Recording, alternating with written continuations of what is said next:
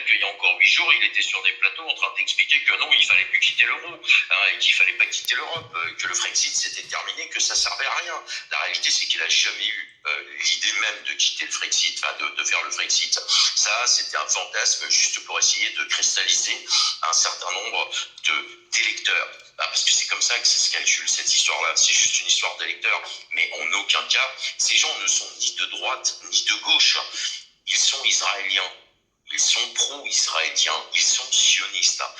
Donc, à aucun moment, ils défendront ni la France, ni même sa majorité chrétienne entre guillemets, et encore moins sa majorité musulmane, enfin sa minorité musulmane, bien évidemment. À quelle heure? À quelle heure? Et nous, entre deux, qu'est-ce qu'on fait? On est en train de se chauffer les uns les autres, hein, en se disant ouais mais t'inquiète, on va régler ça bientôt. Alors qu'en réalité, on ne voit pas le serpent qui s'est littéralement levé au sein du pouvoir, qui est le sionisme mondial. Et encore une fois, le plan messianique qui est lui-même repris par les Américains, hein, parce qu'il faut vraiment comprendre ça. Si vous ne comprenez pas dans quel état d'esprit ils sont aujourd'hui et pourquoi est-ce qu'ils font les choses, alors effectivement, vous avez l'impression qu'on est dans un monde de fous.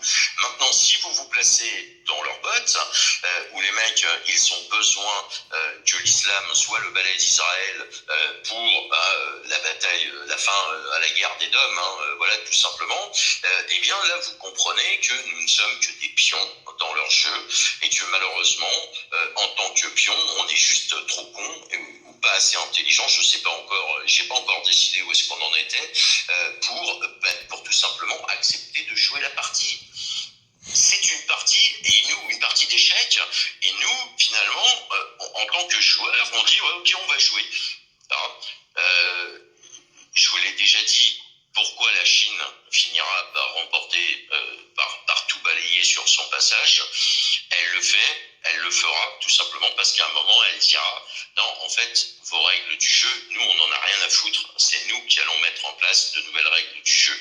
Et c'est marche ou crève, c'est-à-dire où vous rentrez avec nous dans ce jeu-là et vous jouez avec nous, ou vous ne jouez pas, mais de toutes les façons, si vous ne jouez pas, vous êtes condamné à être des clodos, hein, littéralement.